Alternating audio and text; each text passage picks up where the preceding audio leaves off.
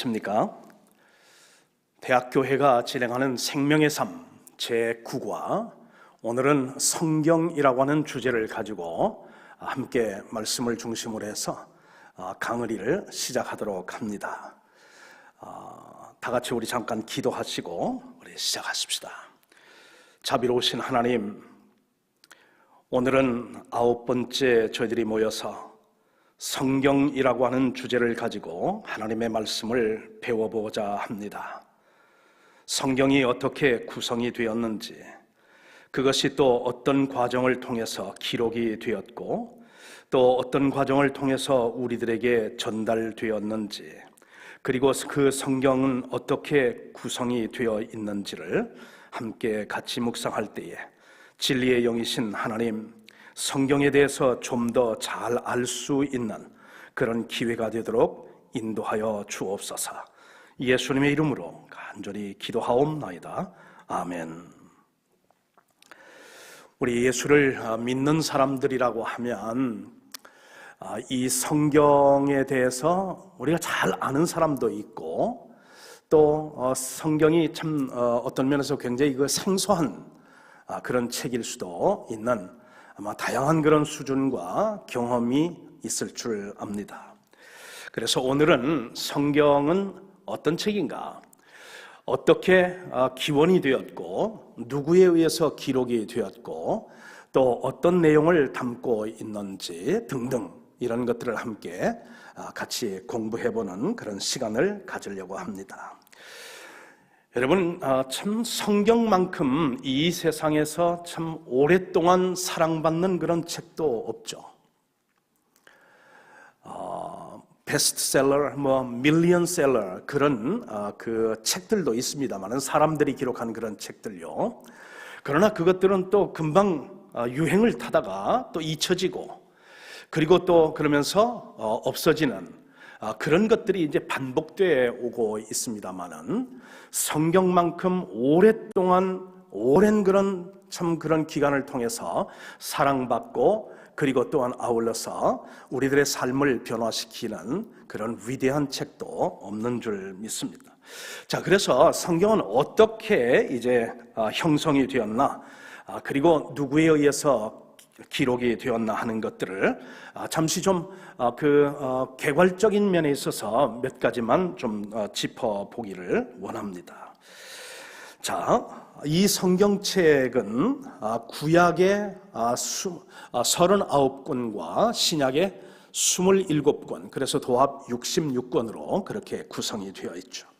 그런데 이 성경은 20개의 그런 직업을 가진 사람들, 예를 들면 다윗이라든지 솔로몬이라든지 이제 이런 분들은 왕의 그런 어떤 그 위치, 신분을 가진 사람인가 하면, 또 그러면 목동 같은 그런 사람들, 이런 사람들에 의해서도 기록된, 그리고 제사장, 하여튼 전직 그런 세리 등등 다양한 직분을 가진 그런 사람들, 20여 개의 직업을 가진 사람들에 의해서 기록된 책이고요.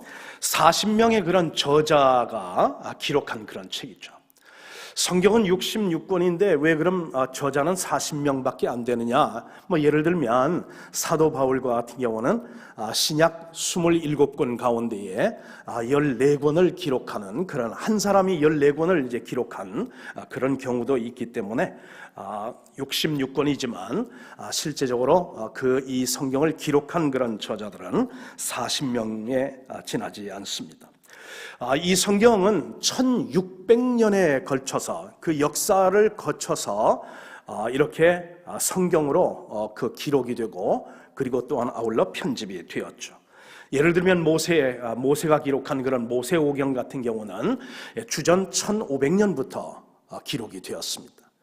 그리고 또 이제 신약 성경, 가장 최후에 기록된 그런 신약 성경이 주후 90년, 그래서 주전 1500년과 주후 이제 90년, 그래서 도합하면 한 1600년에 걸쳐서 20개의 직업에 종사하는 40명의 그런 저자들에 의해서 기록된 책이 성경입니다.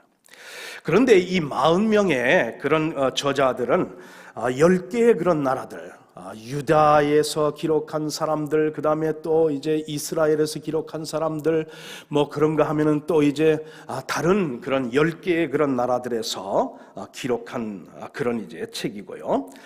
총 3개의 언어로 기록이 되어 있습니다. 그래서 뭐 예를 들면은 신약 같은 경우에는 히라보, 그리고 또 구약 같은 경우는 히브리어, 그래서 총 아람어 이렇게 하고 또 라틴어 이런 것으로 부분적으로 그렇게 기록된 그런 책들을 합치면 3개의 언어로 기록이 되어 있습니다. 그리고 이 성경에 그 등장하는 인물들을 누군가, 저는 세어보지를 않았습니다만 누군가 그걸 세어보니까 2930명의 인물들이 등장을 하고 지명이 몇 개가 나타나느냐면 1551개의 지명을 언급하고 기록을 하고 있습니다. 총 66권이라고 말씀을 드렸는데 장수로 보게 되면 몇 장이냐면 1189장입니다. 그리고 이것을 절수로 이제 또 분류를 해보니까 31,173 그런 절로 구성이 되어 있고, 그거를 단어로 계산을 해보니까 774,746개의 그런 단어로 구성이 되어 있고, 글자 한자 한자를 다 세어보았더니 3,567,180개의 글자로 그렇게 해서 그 기록이 된 책이 우리가 지금 알고 있는 구약과 신약으로 구성되어 있는 성경책이다 하는 것입니다. 자, 그런데 이게 놀라운 것이 말입니다. 다양한 직업을 가진 사람이 정말 10개의 나라에 흩어져서 한 번도 만난 적이 없고, 어떤 그런 편집 기준을 정한 적도 없고, 편집위원회가 구성이 된 적도 없고, 출판사가 또한 이제 지정된 것도 아니었는데, 기적 같은 내용은 뭐냐면 그 성경 66권이 일관성 있는 주제를 다루고 있다고 하는 사실입니다. 그 일관성 있는 주제가 무엇이냐면 구약은 장차 오실 예수 그리스도, 즉 메시아에 대해서 기록을 하고 있는가 하면, 신약은 오신 그런 이제 메시아인 예수가 어떻게 살았고 어떤 사역을 했고 또 어떻게 참 우리를 위해서 죽으시고 그리고 장차 또 이 세상의 재림주로 어떻게 오실 건가 하는 것에 대해서 우리에게 증언을 해주고 있는 그런 이제 내용이 바로 이 성경의 일관성 있는 그런 주제이다 하는 것입니다. 한마디로 말하면 신구약 전체를 다 망라해서 누구에게 초점이 맞추어져 있냐면 예수 그리스도에 초점이 맞추어져 있는데, 누가 이것은요 출판위원회가 혹은 편집위원회가 이 사람에게 포커스를 맞추자 그렇게 해서 한 것이 아닌데, 이것을 다 기록을 하고 또 모아보니까 예수 그리스도에게 초점이 맞추어져 기록이 되어 있다 하는 것입니다. 자, 그래서 우리가 이제 역사, 영어로 말하면 이제 역사를 우리가 history라고 그렇게 이야기를 하지 않습니까? 그런데 이 성경의 역사도 그렇고 우리 인류의 역사도 바로 어떤 것이냐면 바로 예수 그리스도의 스토리다 하는 것입니다. 즉, his 스토리가 바로 이 성경이다 하는 것입니다. 죄송합니다. 자, 그런데 또 한 가지 우리가 좀 개론적인 그런 내용을 좀 살펴보고 그 다음에 이제 구체적으로 우리가 성경 구절을 찾아서 우리 말씀을 또 이제 배워보겠는데, 여러분 성경의 가장 중심의 메시지는 무엇일까? 여러분 궁금하시지 않습니까?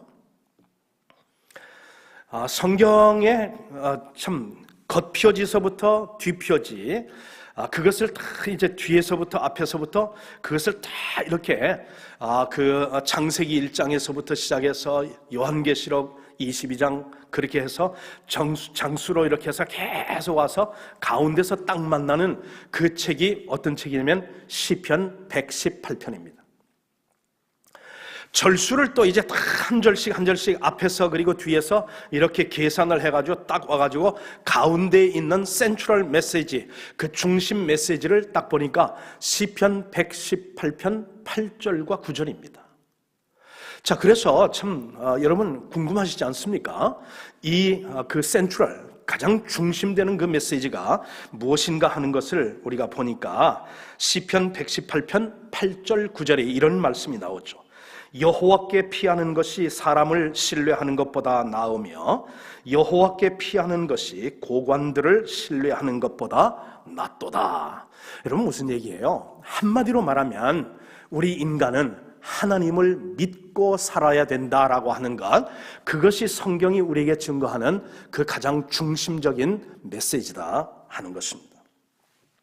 자, 이런 이제 개괄적인 어떤 내용을 우리가 좀 염두에 두시고 간략하게 성경이 어떻게 구성이 되어 있는가 하는 것을 여러분 저와 함께 같이 잠깐 살펴보겠습니다. 구약은요 몇 권으로 되어 있느냐면 주전 400년경에 이게 완성이 됐습니다. 39권으로 이제 완성이 되었죠. 그런데 이 구약은 네 어떤 그런 책으로 구분이 되어 있는데, 율법서, 그 다음에 또 역사서, 그런가 하면 시가서, 그런가 하면 또 이제 예언서, 이 네 개의 어떤 그런 구분으로 이렇게 분류가 되어 있습니다. 그래서 예를 들면 율법서에서는 창세기서부터 신명기까지가 이제 율법서가 되죠. 그런가 하면 역사서는 여호수아에서부터 시작을 해서 에스더까지가 이제 구약의 역사를 기록한 그런 이제 책들입니다. 그런가 하면 시가서는 욥기로부터 시작을 해서 아가서까지가 이제 시가서로 분류가 되고, 그리고 예언서는 이사야로부터 시작해서 말라기까지가 이제 예언서로 그렇게 분류가 되어 있습니다. 마찬가지로 이제 우리 신약을 보게 되면 역시 네 그런 그 구분으로 나누어져 있는데, 이 신약은 주후 90년까지 완성이 되었습니다. 27권이 주후 90년까지 이제 완성이 되어서 그래서 성경으로 그렇게 이제 편집이 되었습니다. 자, 신약도 역시 복음서로 이제 구성이 되어 있고, 그리고 역사서가 있고, 그러면서 편지서가 있고, 그리고 또 네 번째는 예언서입니다. 자, 복음서는 우리가 잘 아는 대로 마태복음서부터 요한복음까지가 복음서입니다. 신약에 유일하게 있는 이제 역사서가 또 있는데, 역사서를 얘기하기 전에 마태서부터 누가까지는 공관복음이라고 합니다. 그래서 마태, 마가, 누가는 이 공관복음, 그 보는 관점이 같다 해서 공관이라고 그러는데, 이것은 뭐를 주제로 하고 있느냐면 예수의 인성, 예수가 우리와 같이 또한 이제 먹기도 하고 마시기도 하고 피곤하기도 하고 또 살기도 하고 죽기도 하고 하는 등 그런 이제 메시아의 어떤 그런 인성을 강조하기 위해서 기록된 그런 책이 마태, 마가, 누가입니다. 자, 그런 반면에 여러분 요한복음은 어떤 그런 책이냐면 마태, 마가, 누가가 기록이 되고 한 20-30년 지난 후에 하나님께서 또 어떤 그런 영감을 주느냐면, 예수 그리스도가 사람인 예수 그리스도이지만 또한 예수 그리스도는 하나님이신 예수 그리스도다. 거기에서 이제 신성이신 예수 그리스도를 강조하기 위해서, 즉 공관복음서가 그 소홀히 했던 그런 부분들을 그것을 보완을 해서 기록한 그런 책이 요한복음이죠. 그래서 목회자들이 우리 성도들에게 성경을 어디서부터 읽는 게 좋습니까? 라고 물을 때에 답변을 해주는 것이 요한복음서부터 읽으십시오. 그런 이제 안내를 하는 이유가 바로 인간이신 예수 그리스도도 중요하지만 하나님이신 예수 그리스도를 먼저 접하기 위해서 그래서 요한복음을 추천하게 됩니다. 자, 그 다음에 이제 역사서는 사도행전입니다. 누가가 기록한 사도행전이 역사서를 구성하고 있고, 편지서는 로마서로부터 시작을 해서 유다서까지가 이제 편지서이고, 그리고 또 마지막으로는 예언서가 이제 요한계시록, 이것이 예언서로 분류가 되어 있어서 그래서 신약은 이렇게 네 그런 책으로 구성이 되어 있습니다. 자, 이런 어떤 개괄적인 것을 여러분 마음에 두시고 우리 이 시간에는 우리 성경 구절 두 군데를 찾아보면서 그러면서 하나님의 말씀을 우리가 한번 좀 집중적으로 살펴보는 그런 시간을 가지려고 합니다. 자, 먼저 우리가 또 살펴볼 것은 베드로후서 1장 21절을 우리 한번 같이 보십시다. 베드로후서 1장 21절 제가 읽겠습니다. 예언은 언제든지 사람의 뜻으로 낸 것이 아니요 오직 성령의 감동하심을 받은 사람들이 하나님께 받아 말한 것임이라. 자, 여기 보면 사도 베드로가 어떻게 말하냐면 모든 그런 성경, 즉 예언은 사람의 뜻으로 난 것이 아니라 하나님의 뜻으로 이제 낸 것이고 성령의 감동하심을 받은 사람들이 하나님께 받아 말한 것이라, 그렇게 기록을 하고 있습니다. 자, 이 지금 성경은 누가 기록했느냐면 사도 베드로가 기록을 했습니다. 그런데 여러분, 성경에는 두 가지 요소가 있죠. 신적인 요소가 있는가 하면 인적인 요소가 있습니다. 성경의 모든 66권이 모두가 다 그렇습니다. 그래서 신적인 요소와 인간적인 그런 요소가 있는데, 자, 오늘 이 말씀을 보게 되면 예언은 언제든지 사람의 뜻으로 낸 것이 아니라 오직 성령의 감동하심, 즉 성령의 감동하심이 그게 바로 신적인 요소이고, 그 성령의 감동하심을 받은 사람들이 하나님께 받은 그 내용을 기록하고 말한 것, 그것이 바로 예언이고 성경이다 하는 것입니다. 그래서 그 성경에는 반드시 두 가지 그런 요소가 있다는 사실을 기억할 필요가 있습니다. 자, 그 다음에 우리가 또 살펴볼 그런 단어는 뭐냐면 예언이라고 했어요. 그렇죠? 예언은 언제든지 사람의 뜻으로 낸 것이 아니다.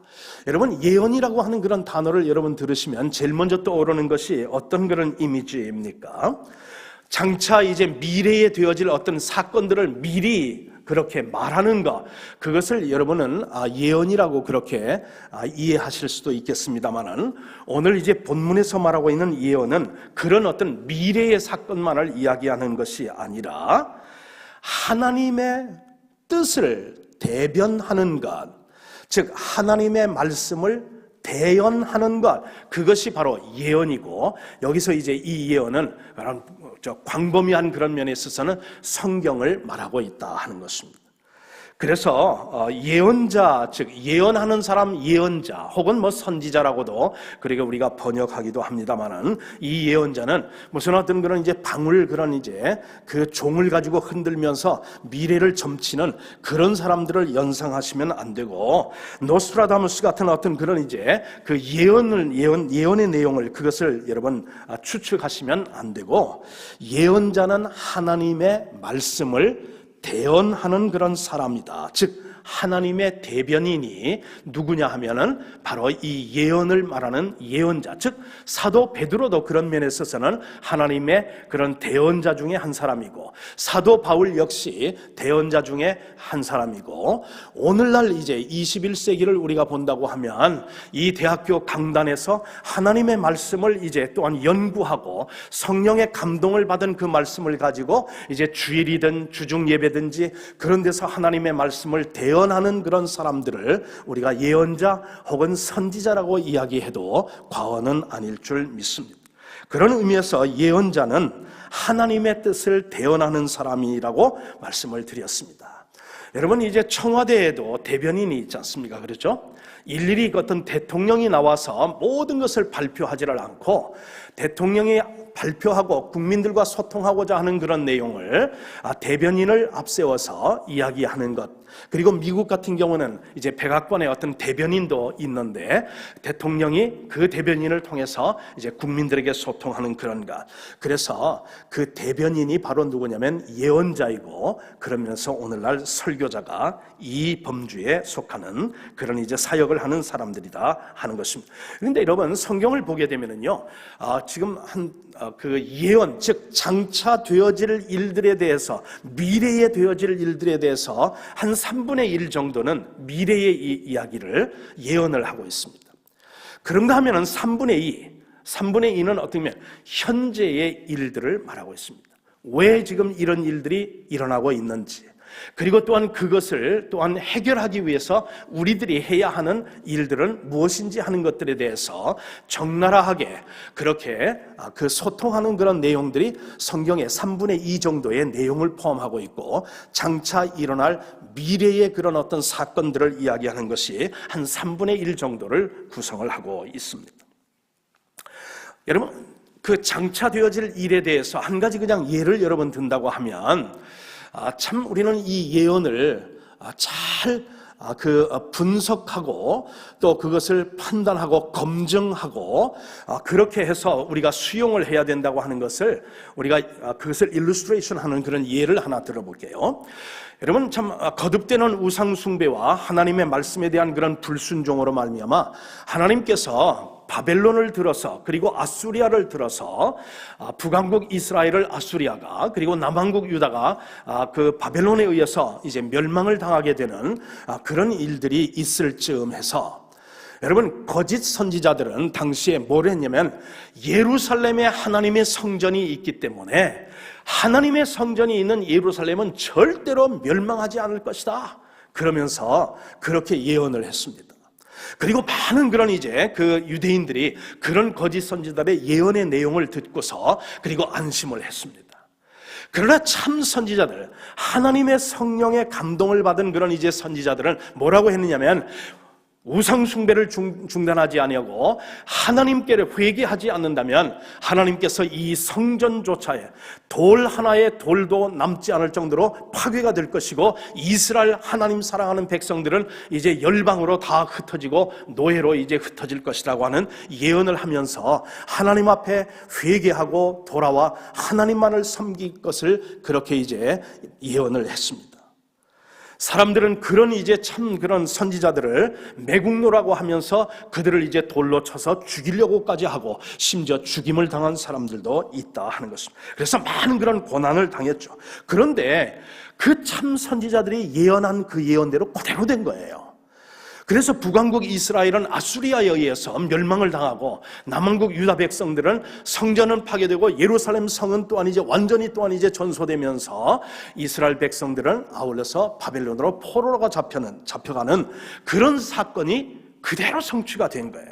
근데 긍휼히 여기시는 하나님께서 영원히 하나님의 사랑받는 백성들을 노예로 그렇게 포로로 살게 하지 않으시고 어떻게 하셨느냐면 참 선지자들을 통해서 어떤 말씀을 주셨느냐면 70년 동안 포로 생활을 한 후에는 다시 본국으로 돌아오게 하시겠다는 그런 예언을 해주셨습니다. 사람들은 다 미쳤다고 그랬습니다. 믿을 수가 없다고 그랬습니다. 그리고 믿지 않았습니다. 그런데 이 선지자들이 예언한 그대로 됐습니다. 하나님께서 참 뜻하지 않은 그런 방법으로 고레스 그런 이제 왕을 통해서 본국으로 돌아가기를 원하는 사람들은 다 이제 예루살렘으로 돌아가도 좋다고 하는 황제의 어떤 그런 명령이 내림으로 말미암아 그래서 본국으로 70년 만에 돌아오는 예언이 성취된 그런 사건들, 이 사건을 보면서 오늘날 이제 현대에 살아가는 여러분과 저 역시 하나님의 말씀을 읽을 때라든지 누군가가 하나님의 말씀을 이제 전하고 예언이라고 하면서 자기가 그리스도라고 그리고 자기가 또한 이제 참 선지자라고 하고 참 포도나무라고 그렇게 하면서 전하는 그런 내용들을 하나님의 말씀에 비추어서 이 말씀이 정말 참인가 하는 것을 우리가 구별해야 하는 영적인 안목을 기르는 것이 오늘 이 험난한 세상, 혼탁한 이 세상 속에서 우리 자신을 지키고 우리 교회를 지키는 성도의 올바른 그런 모습이 되겠다 하는 것입니다. 자, 이 예언에 즉 이 신약이든지 구약이든지 이 모든 그런 이제 성경에 그 주된 어떤 그런 관심사는 뭐냐면 장차 오실 메시아 즉 예수 그리스도 그리고 이 땅에 오신 예수 그리스도 그분의 삶, 그분의 죽음, 그분의 고난, 그분의 부활, 그분의 또한 이제 재림에 대해서 이야기를 해주고 그것에 대한 어떤 그런 예언을 해주었는데 예를 들면 구약에서는 장차 오실 예수 그리스도에 대한 그런 예언을 이야기했죠. 예를 든다면 이 메시아가 누구의 혈통에서 이제 탄생할 것인가, 그리고 어느 도시에서 탄생할 것인가, 그리고 어떤 방법으로 탄생할 것인가 하는 것에 대해서 여러분 구약의 그런 예언자들, 선지자들은 그것을 예언을 했습니다. 자, 그 예언이 그대로 성취가 되어서 다윗의 혈통에서 메시아가 탄생을 하고 베들레헴에서 또한 예수가 탄생을 하고 동정녀 탄생을 통해서 이 땅에 하나님께서는 사람의 힘과 사람의 어떤 그런 노력을 통하지 아니하고 하나님의 능력에 의해서 동정녀 탄생으로 이 땅에 탄생하게 하신 것, 이 모든 것이 다 완전히 성취가 되었죠. 이제 단 하나 장차 되어질 어떤 예수 그리스도에 대한 장차 이루어질 그 예언, 아직도 지금 성취를 기다리고 있는 것은 재림주로 구름을 타고 이제 이 세상을 심판하시고 그리고 이 세상의 질서를 새롭게 이제는 편성하기 위해서 오시는 재림주에 대한 그 예언만이 이제 성취를 기다리고 있다 하는 것입니다. 자, 예언은 언제든지 사람의 뜻에서 나온 것이 아니라 사람들이 성령에 이끌려서 하나님으로부터 오신 말씀을 전하는 것이라고 말씀을 했습니다. 자, 여러분, 성경은 40명의 저자에 의해서 기록이 되었다고 했는데 오늘 읽은 이 베드로후서 1장 20절은 누구가 기록을 했냐면 베드로죠. 그런데 여러분, 베드로의 그런 어떤 기록한 것과 그리고 사도 바울이 기록한 것과 그리고 또한 이제 그러면서 사도 야고보가 기록한 것과 그리고 사도행전과 누가복음을 기록한 누가의 그런 어떤 그 스타일이 다 다릅니다. 여러분, 신적인 요소, 즉 성령의 감동, 그러니까 이 성경, 모든 성경은 그 기원이 어디서부터 나오는 것이냐면 하나님으로부터 이제 기원을 이루는 것이죠. 사람이 창작을 한 것이 아니고 상상을 해서 글을 남긴 것이 아니라 하나님께서 그 말씀하시고 하나님께서 계획하신 그것을 사람들에게 성령을 통하여 감동을 시켜주시고 그 감동을 받은 그런 저자들이 그래서 그것을 기록했는데 베드로 전서와 후서는 누가 기록을 했느냐면 베드로가 기록을 했다는 것입니다. 여러분, 예를 들면 야고보서를 기록한 야고보의 그런 어떤 스타일, 이 기록하는 그런 스타일은 뭐냐면 굉장히 직선적입니다. 예를 들면 이런 말이죠. 영혼 없는 몸이 죽은 것 같이 행함이 없는 믿음은 죽은 것이다. 여러분, 굉장히 심플하고 그리고 straightforward하고 그리고 직선적입니다. 거기 무슨 어떤 그런 접두어가 붙고 무슨 뭐 등등 뭐 부사가 있고 그러면 조건절이 붙고 그런 것 없이 아주 straightforward합니다. 그런데 그런 반면에 바울은 굉장히 머리가 똑똑한 사람이고 그리고 성격이 급한 사람이고 그런 사람이기 때문에 성경을 이제 기록할 때에 여러분 주어는 있는데 동사가 어떤 때는 막 절수가요 한 문장으로 끝나는 게 아니라 몇십 개의 그런 문장으로 계속 연결되면서 그리고 그러면서 계속 그냥 동사 없이 그렇게 기록되는 그런 이제 스타일. 그러니까 하나님께서는요 이제 사람에게 감동해서 성경을 기록하게 했지만 그 기록한 성경의 그 저자들의 그 적성이라든지 성격이라든지 기질이라든지 어떤 그런 이제 그 어떤 지식 수준이라든지 이런 것들에 따라서 성경의 문체가 다르다 하는 것입니다. 자, 예를 들면 누가 같은 경우, 누가는 이제 누가복음과 사도행전을 기록했는데 다른 사람들은 그냥 어떤 병에 걸렸는데 그렇게 이제 그냥 건너가고 마는데 누가는 또 의사지 않습니까? 그렇죠? 의사고 그리고 교육을 많이 받은 사람이고 그리고 과학적인 사고를 한 사람이기 때문에 그냥 병에 걸렸다는 게 아니라 어떤 병에 걸렸다.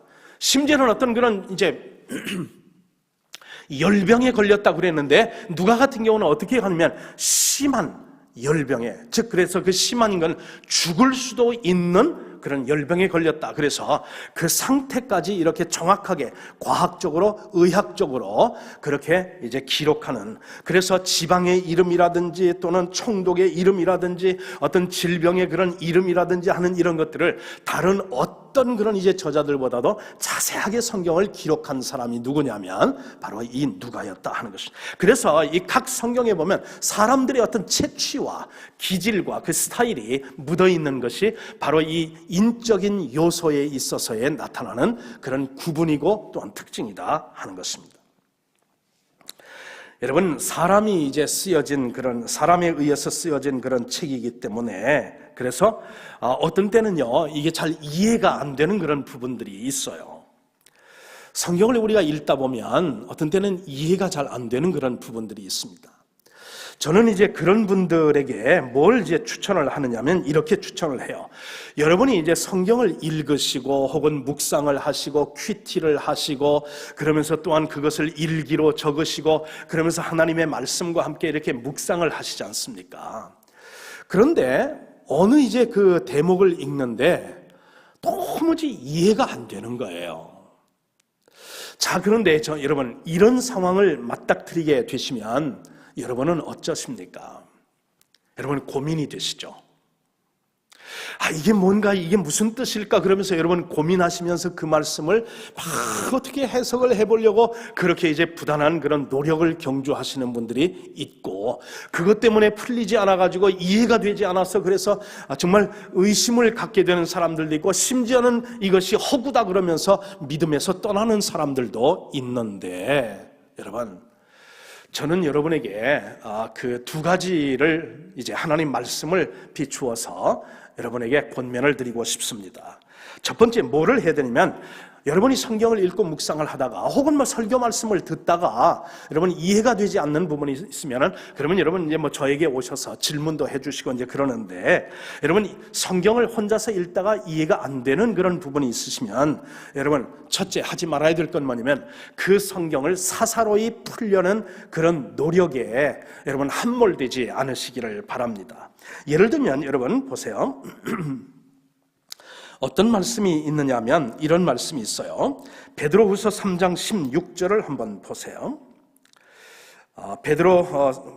베드로전서 3장 16절 그리고 베드로후서 1장 20절 두 군데를 제가 읽겠습니다. 먼저 1장 20절을 한번 읽을게요. 먼저 알 것은 성경의 모든 예언은 사사로이 풀 것이 아니니 그랬습니다. 자, 우리가 하지 말아야 될 건 뭐냐면 성경의 그 예언의 말씀을 사사로이 풀려고 하지 말라는 것이라는 겁니다. 이 사사로이 푼다는 건 자기의 어떤 그런 지식과 자기의 어떤 그런 체험과 자기의 어떤 주관적인 어떤 판단으로 그 성경을 풀려고 그렇게 하지 말라 하는 것입니다.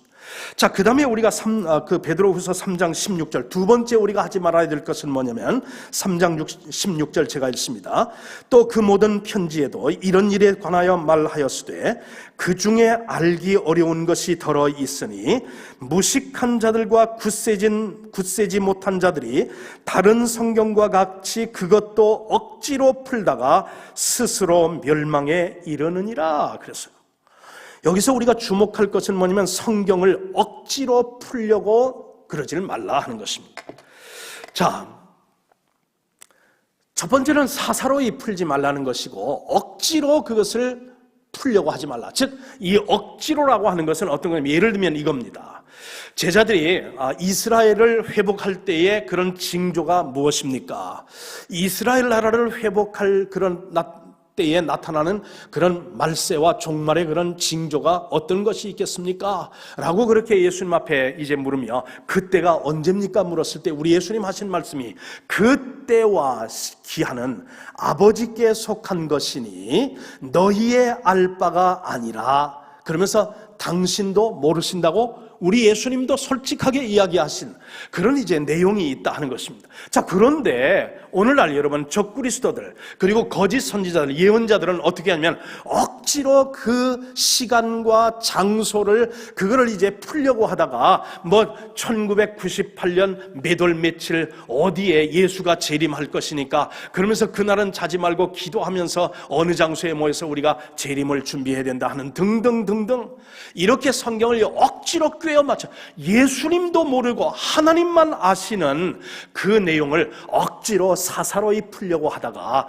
결국은 이단으로 빠지게 되고 그리고 다른 사람들을 미혹하는 그런 이제 사람들이 오늘날 얼마나 많았고 옛날에도 얼마나 많이 있었는가. 그거를 우리 사도 베드로가 경계를 하면서 사사로이 풀지 말아라. 그리고 성경을 억지로 꿰 맞추어 가지고 그렇게 이제 풀려고 하지 말아라. 자, 두 가지는 그러면 이제 하지 말아야 되는 것. 그러면 우리가 해야 되는 건 뭐냐 하는 것이에요. 제가 여러분에게 추천하는 것은 성경을 읽으시다가 여러분이 뭐 정독을 하시든 아니면 뭐 속독을 하시든 그러시다가 이해가 안 되는 그런 부분이 있으면 그냥 넘어가세요. 그거에 집중하고 그게 함몰되어서 억지로 사사로이 풀려고 하지 말고 이렇게 그냥 마음으로 가볍게 받으세요. 아하, 내 지금 믿음의 수준이나 내 믿음의 어떤 그런 형편 속에서는 지금 이 문장과 이 개념과 지금 것은 내가 아직 몰라도 되는 그런 이제 구절이구나, 몰라도 되는 어떤 그런 내용이구나. 그냥 때가 되면 하나님께서 또 성령의 감동으로 해서 어떤 경로를 통해서든지 내가 이해할 수 있도록 나에게 은혜를 주시겠지, 그렇게 하고서 그러면서 넘어가는 겁니다. 거기에 그냥 깊이 빠져가지고 그걸 막 꿰 맞추고 그냥 사사로이 풀고 주관적으로 풀려고 그렇게 하다가 결국은 나타난 게 뭐냐면은 거짓 선지자들이고 그리고 이단들이었다고 하는 사실을 기억하시면서 또 한 가지 여러분이 하실 수 있는 것은 신학과 성경을 전문적으로 이제 전공을 한 그런 목회자들에게 여러분 궁금하신 거 혹시 이해가 또 안 되는 그런 부분들에 대해 있으시면은 오셔서 문의를 해주시고 질문을 해주시면 저희들도 또 이제 저 같은 경우도 모르면 모른다고 제가 얘기를 할게요. 성도님, 그건 참 좋은 질문인데 저도 거기에 대해서는 어떻게 답변을 드릴 수가 없네요. 그렇게 모르면 모른다고 제가 얘기를 할 것이고, 제가 혹 또 아는 것이면 또 열성을 다해서 여러분의 그런 어떤 질문에 답을 드리기 위해서 제가 노력을 할 것입니다. 자, 그렇게 해서 여러분 성경을 이제 대하시고 성경을 이해하시기 위해서 노력하실 수 있기를 바랍니다. 자, 이제 그러면서 두 번째 우리가 또 살펴볼 그런 그 성경 구절은 디모데후서 3장 16절입니다. 우리 다 같이 디모데후서 3장 16절을 여러분 한번 찾으셔서 제가 읽을 때에 여러분 스크린 보시고 함께 말씀을 같이 읽으면 좋을 것 같습니다. 제가 읽습니다. 3장 16절. 모든 성경은 하나님의 감동으로 된 것으로 교훈과 책망과 바르게 함과 의로 교육하기에 유익하니. 17절. 이는 하나님의 사람으로 온전하게 하며 모든 선한 일을 행할 능력을 갖추게 하려 함이라. 자, 여기서 여러분 우리가 주목할 것은 뭐냐면 성경의 일부의 성경은 하나님의 감동으로 된 것이 아니라 모든 성경, 즉 성경 66권 글자 하나, 점 하나, 획 하나까지도 다 하나님의 감동으로 이제 성령이 우리에게 감동해 주시고, 그리고 또한 저자들을 감동해서 그 받은 말씀을 기록하고 그리고 또한 선포하는 것, 그것이 성경의 예언이고 또한 성경의 말씀을 선포하는 설교의 말씀이다 하는 것입니다. 그래서 성경을 이제 여러분 대하는 우리의 태도는 무엇이냐면, 이 성경은 내가 취사 선택을 해서 내 어떤 그런 기호나 내 어떤 그런 가치관이나 내 어떤 그런 경험에 그것이 이제 합한 것은 그건 내가 받아들이고, 그리고 내가 이해하지 못하는 건 그건 성경도 아니고 그것은 내가 알 바가 아니고 내가 믿을 바가 아니고 그래서 그것은 버리는 그런 취사 선택해야 하는 그런 내용이 아니라, 모든 하나님의 말씀, 그것은 성령의 감동으로 된 것이고, 그리고 또한 그것은 1.1획도 우리가 더할 수도 없고 그걸 또한 이제 감할 수도 없는 온전한 그런 이제 말씀이기 때문에 우리의 어떠한 것도 거기에 가감이 될 수 없는 것, 그 성경 그 자체로 완벽하고 완전한 것이기 때문에 우리 인간이 도울 수 있고 공헌할 수 있고 더하거나 우리가 뺄 수도 없는, 그래서 있는 그대로를 우리가 받아들이든지 아니면 있는 그대로를 우리가 또한 이제 무시하든지 우리의 선택은 둘 중에 하나밖에 없다 하는 것입니다. 자, 그런데 여러분 이 성경은 어떤 책이라고 했느냐면 이 3장 16절에 보니까 네 가지 그 유익한 점이 있습니다. 네 가지 유익한 것이 있는데 이 기록된 그런 어떤 그런 목적이 있는데, 첫째는 뭐냐면 교훈을 주기 위해서, 그리고 또한 책망을 주기 위해서, 그리고 우리가 이 세상에서 바르게 사는 모습이 무엇인가 하는 것, 우리를 바르게 하기 위해서, 그리고 또한 의로 교육하기에 유익한 것이다. 즉 우리가 이 죄악된 세상에서 어찌하면 우리 하나님 앞에 의로운 삶을 살 수 있을까? 하나님 앞에 그런 이제 기쁨이 되는 그런 삶을 살 수 있을까? 그것을 우리가 알고자 한다면 그 이제 답은 어디에 있냐면 바로 이 하나님의 성령의 감동으로 기록된 이 성경 말씀에 있다 하는 것입니다. 자, 그런 의미에서 이것을 우리가 쉽게, 여러분 이 3장 16절을 우리가 쉽게 하면 모든 성경은 성령의 감동으로 이제 된 것으로 교책바의, 그래서 교훈과 책망과 바르게 함과 의로 교육하기에 이거를 다 여러분 그걸 외우기가 어떤 때는 힘드니까 쉽게 우리가 암기해서 그것을 할 수 있는 게 뭐냐면 모든 성경은 성령의 감동으로 기록된 것으로 교책바의 하기 위해서 기록된 유익한 책이다. 그렇게 하면 여러분 쉽게 이제 암기가 되고 그리고 오래도록 기억할 수 있을 줄 믿습니다.